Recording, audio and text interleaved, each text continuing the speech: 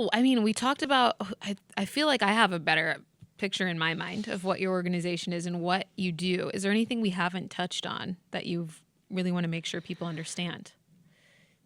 I think my biggest thing, and it's something that I didn't understand until I started the job, that homelessness is not just nowhere to sleep. Homelessness takes on a bunch of different, vision. I can't think of the word right now. Sorry, on the top of my head, but it looks different to every single person. So you can be categorized as homeless, and I don't like these words, but these are the words that the government entities put on us, as you're categorized is what type of homelessness you are. There's literally homeless, and so you are out on the streets. That is where you sleep. There is imminent risk of becoming homeless, and so you have a hard deadline of when you have to be out of somewhere, and then you have nowhere to go after that. And then there's fleeing domestic violence, sexual violence, and things like that. So it looks different for every single person, and I didn't understand that.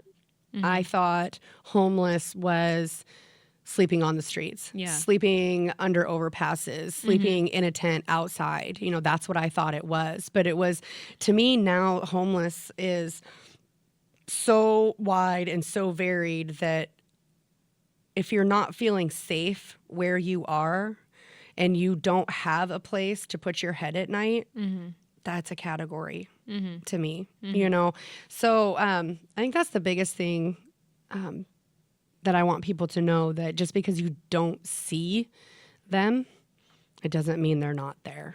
Right. Yeah, because when I first started, I had no clue about the statistics of homeless youth and young adults in Pend Oreille County because I didn't see them. Right. I think that's common over here too. It's homeless, and it's starting to change. People are getting it, but the homeless problem isn't really seen as a problem. Like, it's not like when you go to Seattle and it's like, okay, the homeless problem is right in my face. Yeah. It's not like that over here in these parts. And, sometimes, actually, to your point, homeless is moving to a new hotel every, couple weeks or whatever. You don't really have a home. You're always on the move. You're living out of a suitcase. I mean, those situations are really bad too.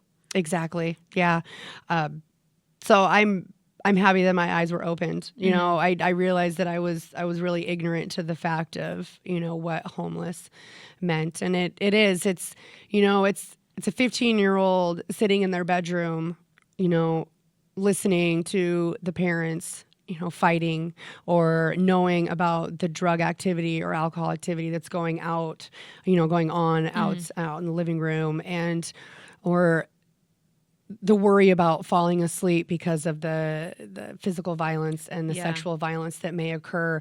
To me, that, and they're too scared to leave because they don't have anywhere else to go. In my mind, they're already there. Yeah. That's it's cliche to say, but like, what's the difference between a house and a home? Yeah. They don't have a home. They might have a house. But they don't have a home. Yeah. They don't feel safe.